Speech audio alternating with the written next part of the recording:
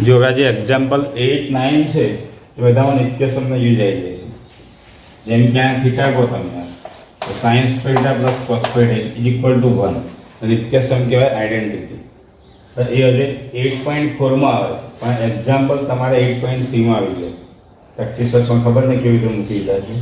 તો પહેલાં હું નિત્ય સમ લઈ લઉં છું, બરાબર. તો તમે એના માટે આખો વિડીયો છે લેક્ચર 11 એ આખો વિડીયો જોઈ લો, પછી આ એક્ઝામ્પલ ટ્રાય કરજો. બાકી એમને નહીં આવે, બરાબર.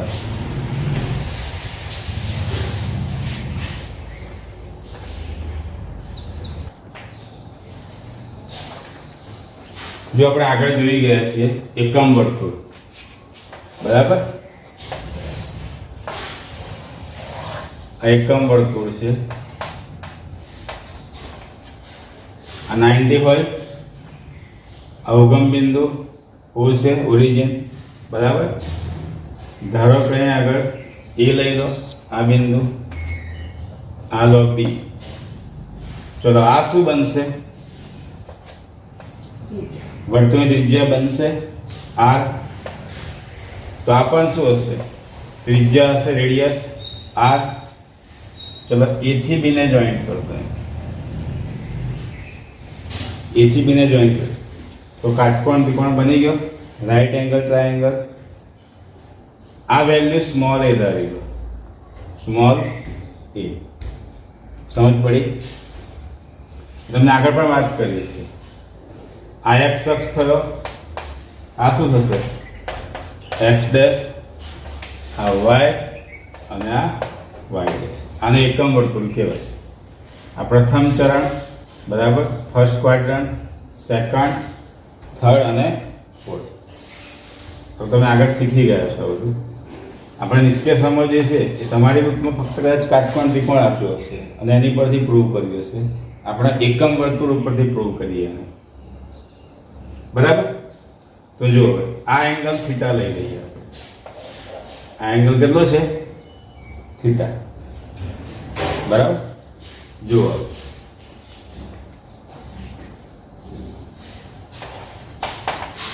આર ત્રિજ્યા વાળા એકમ વર્તુળ દોરો, બરાબર. અને એકમ વર્તુળ કહેવાય. ત્રિજ્યા આપણે કેટલી? આર એકમ ધારી છે. કાટકોણ ત્રિકોણ AOB માં, કાટકોણ ત્રિકોણ AOB માં AB ઇક્વલ ટુ શું ધારી લો? Small a. AB equal to small a લઈ લો, બરાબર. પાયથાગોરસના પ્રમેય મુજબ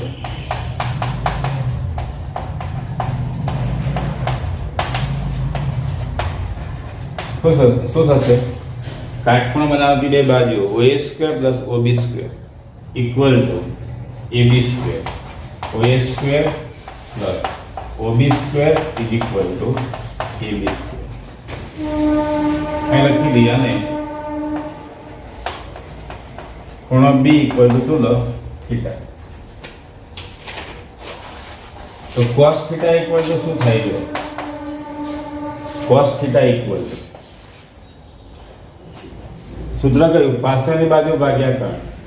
પાછળની બાજુ ભાગ્યા કર્ણ તો શું થાય? r upon a થશે, r upon a. અને એ જગ્યાએ sin થીટા, તો sin થીટા ઇક્વલ ટુ સામેની બાજુ ભાગ્યા કર્ણ, r upon a થશે, r upon a. therefore r equal to શું લખાશે? એ cos થીટા લખાય અને r ઇક્વલ ટુ શું લખાશે? એ sin થીટા લખાશે. પણ r એટલે શું થશે? OB પણ લેવાય ને OA પણ લેવાય. r એટલે શું? ત્રિજ્યા. એ આપણે OA પણ કહી શકીએ અને OB પણ કહી શકીએ. therefore r ઇક્વલ ટુ અહીં OA છે તો આપણે OA લઈએ is equal to a cos theta અને r equal to OB equal to A sin theta અને પરિણામ એક તો પરિણામ એકમાં મૂકો. ધેરફોર શું થાય? કોઈ જગ્યાએ શું લખો? A cos થીટા નો સ્ક્વેર પ્લસ OB જગ્યાએ શું લખો? A sin થીટા નો square equal to AB. AB નો માપ કેટલું છે? સ્મોલ a છે, સ્મોલ a નો square. Therefore A square cos square theta plus A square sin square theta is equal to A square થયો. ધેરફોર હવે આ બેમાંથી શું કોમન નીકળે છે? A સ્ક્વેર નીકળશે. ધેરફોર A સ્ક્વેર કોમન કાઢી લો તો cos square theta plus sin square theta is equal to A square. બંને બાજુ આ A સ્ક્વેર નીચે આવશે, ઉડી જશે. Therefore cos square theta plus sin square theta is equal to A square અને આ A સ્ક્વેર નીચે આવશે ભાગ્યા A square. Therefore cos square theta plus sin square theta is equal to A square square cancel થઈ ગયા. શું મળી ગયું? 1 મળી ગયું. આપણને પહેલું ઇક્વેશન મળી ગયું. cos square plus sin square equal to 1. આ ઇક્વેશન 1 થઈ. બરાબર? નિત્યસમ 1. હવે આના ઉપરથી બીજા આપણને 8 નિત્યસમ મળશે. કેટલા? આની ઉપરથી 8 નિત્યસમ બીજા મળશે. બસ આ એક જ તમને આવડવું જોઈએ. અને આ મોડ 3 છે. 3 તમે કરશો તો ટોટલ 9 તમને આવડી જશે. કરવાના કેટલા છે? ખાલી 3 જ. 1, 4 અને 7. આ એક નંબર તો આવી ગયું, ઈજી જ છે. અહીં પ્લસ આવવું જોઈએ. cos square plus sin square equal to 1. હવે આપણે આના પરથી બાકીના 8 મેળવીએ. જુઓ, ચલો.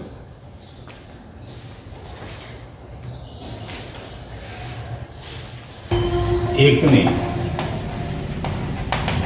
બંને બાજુ જુઓ cos square theta is not equal to 0.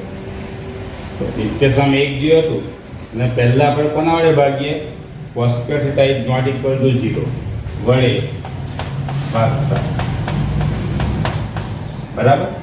Equation 1 છે અને બંને બાજુને cos સ્ક્વેર વડે ભાગી નાખીએ આપણે.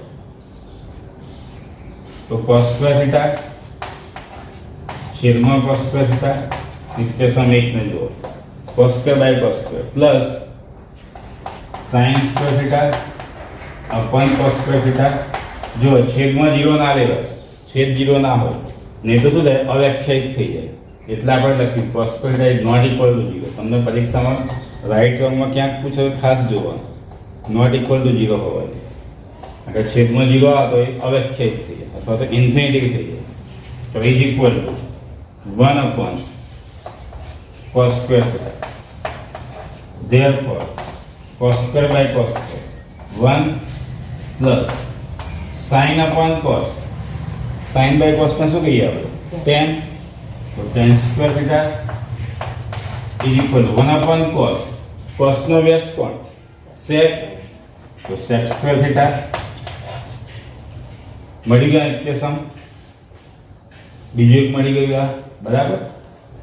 1 plus tan square theta is equal two sec square theta. બરાબર? આ એક નંબરનું છે અને આપણે આમ 4 નંબર કહીશું.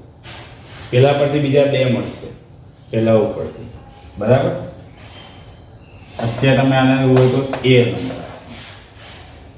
બરાબર? ચલો હવે પહેલા શું કરશું? આપણે બંને બાજુ cos square theta is not equal to 0 વડે ભાગેલા. હવે શું કરીશું? એક વખત cos સ્ક્વેર થી ભાગ્યા, હવે sin સ્ક્વેર થી ભાગીશું. બંને બાજુ પરિણામ એક ને તો નિત્યસમ 1 ની બંને બાજુ sin square theta is not equal to 0 વડે ભાગફળ. તો જુઓ therefore cos square theta upon sin square theta plus sin square theta upon sin square theta is equal to 1 upon sin square theta. Therefore cos by sin શું કહે કોટમાં cos ઉપર હોય, cos ઉપર હોય તો cot કહેવાય. cot square theta plus sin by sin ઉડી જશે, sin by sin જશે એટલે શું થાય, ત્યાં 1 લખાશે plus 1 is equal to 1 upon sin, sin નો વ્યસ્ત cosec, તો cosec સ્ક્વેર થીટા. બરાબર. એટલે શું મળ્યું આપણને equation 1 plus therefore 1 plus cot square theta 1 plus cot square theta is equal to cosec square theta. બરાબર. આમાં સાતમા નંબર ઇક્વેશન બનશે. પહેલા ઉપરથી 2 મળશે એટલે 3 થયા. આ 4 લઈએ એના પરથી બીજા 2 એટલે 6 અને આ કયા નંબરનું કહેવાશે 7 નંબરનું. બરાબર. તમે 7 બી યાદ રાખો તો વાંધો નથી. અને આને કયું કહી દેવાનું 4. બસ આ 3 તમારે તૈયાર કરવાનું 1 4 અને 7. 1 4 અને 7 તમને 9 આવડશે. અને સાબિતીના દાખલામાં ખૂબ જ અગત્યના છે. બરાબર. એટલે દરેક જણ આજે ઇક્વેશન તૈયાર કરી દેજો, લખજો અને લખવા પડશે 5-7 વખત તો તમને આવડશે. તૈયાર ખાલી 3 જ કરવાના છે 1 4 અને 7. બરાબર. હવે જો થોડી ટ્રીક અપનાવો. ઇક્વેશન સીસીનું એક છે. સીસી મીન્સ કોટ અને કોસેક. પહેલું તો છે સાઇન સ્ક્વેર કોસ સ્ક્વેર, એ ફરી બીજા 2માં જ આવશે, આમાં ના આવે. કોસ અને સાઇનનું એક ઇક્વેશન છે. બરાબર. પછી એસટી મીન્સ સેક અને ટેનનું ઇક્વેશન. એસટી યાદ રાખજો, સેક અને ટેન. અને એક છે સીસી. બરાબર. અહીં 1 પ્લસ ટેન સ્ક્વેર છે 4 નંબરમાં, તો સેક સ્ક્વેર મળે છે. એસટીની જોડી છે. અહીં આગળ 1 પ્લસ કોટ સ્ક્વેર લો તો કોસેક સ્ક્વેર મળશે. બરાબર. અહીં સીસીની જોડી છે. આ તમારા 7 નંબર થઈ ગયું. બરાબર. હવે જુઓ, ચલો હવે આપણે 9 મેળવ્યું. ટોટલ કેટલા લઈશું 9. સમજ પડી. પહેલા શું કરી, બંને બાજુ cos square theta વડે ભાગ્યા, ઇઝ નોટ ઇક્વલ ટુ 0 હોય. પછી sin square વડે ભાગ્યા. ચલો પહેલું cos square theta plus sin square theta is equal to 1.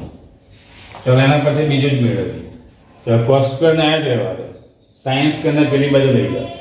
શું થાય, cos square theta is equal two પેલી બાજુ જાઓ 1 માઇનસ sin square theta. બરાબર. ત્રીજું, જો પહેલા આપણે કોને લઈ ગયા પેલી બાજુ, sin square ને લઈ ગયા. હવે cos square ને લઈ જાઓ તો અહીં શું વધશે, sin square theta is equal to 1. આ પેલી બાજુ જાય 1 માઇનસ cos square theta. થઈ ગયા. પહેલા પરથી બીજા 2 મળી ગયા, 3 થઈ ગયા. હવે 4 નંબર એસટી ની જોડી છે 1 plus tan square theta is equal to sec square theta. tan square ને યાદ રહેવા દો, 1 ને પેલી બાજુ લઈ દો તો 5 નું એના પરથી tan square theta is equal to sec square theta. 1 પેલી બાજુ જાય -1. છઠ્ઠું જુઓ, પહેલા કોણ લઈ ગયા આપણે, tan ને પેલી બાજુ લઈ, 1 ને પેલી બાજુ લઈ ગયા. હવે tan ને પેલી બાજુ લઈ જાઓ તો શું થાય, sec square theta tan પેલી બાજુ જશે minus tan square theta is equal to 1 થયું. બરાબર. પહેલા કોને લઈ ગયા, 1 ને લઈ ગયા તો આપણને tan square નું મળી ગયું sec square -1. પછી tan square ને પેલી બાજુ લઈ ગયા તો sec square minus tan square equal to 1. એટલે કોઈ પણ જગ્યાએ જો sec square minus tan square આવતું હોય તમે ત્યાં 1 લખી શકશો. કોઈ પણ જગ્યાએ cos square plus sin square આવતું હોય તો આપણે 1 લખી શકીએ. cos square ની જગ્યાએ 1 માઇનસ સાઇન સ્ક્વેર મૂકી શકીએ.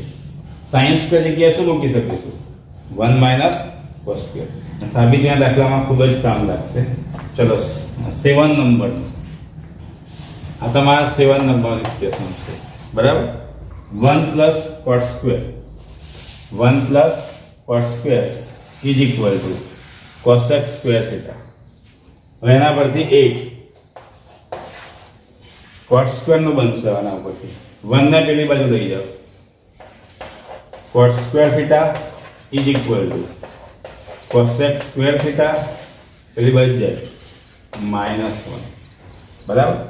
અને 9 નંબર છેલ્લું, કોટ સ્ક્વેરને પેલી બાજુ લઈ જાઓ તો અહીં 1 જ રહેશે. તો cosec square minus cot square,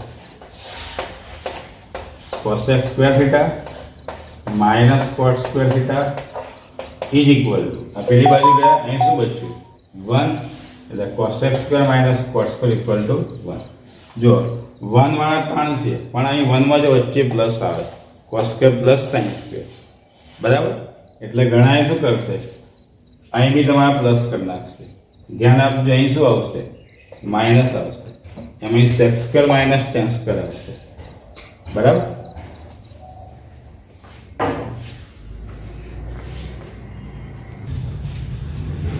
બરાબર. જો અહીં ખાસ ધ્યાન આપજો, અહીં cos square plus sine square આવશે 1 માટે, પણ અહીં આગળ જ્યારે સેક અને ટેન આવશે ત્યારે વચ્ચે પ્લસ નહીં આવે, માઇનસ થઈ જશે.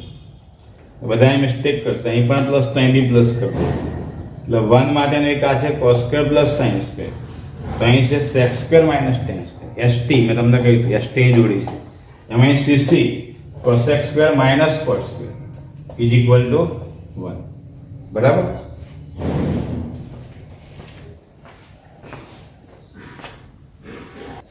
એટલે આ નવનિત્યસમ સાબિતીના દાખલાઓ ખૂબ જ અગત્યના છે. લખી અને આ તૈયાર કરજો, બરાબર. અને આ તમે આ નવનિત્યસમ તૈયાર કરશો પછી જ તમને 8.3ના એક્ઝામ્પલ 8થી આવડશે, કારણ કે 8 પછીના લગભગ બધા નિત્યસમ આવે છે.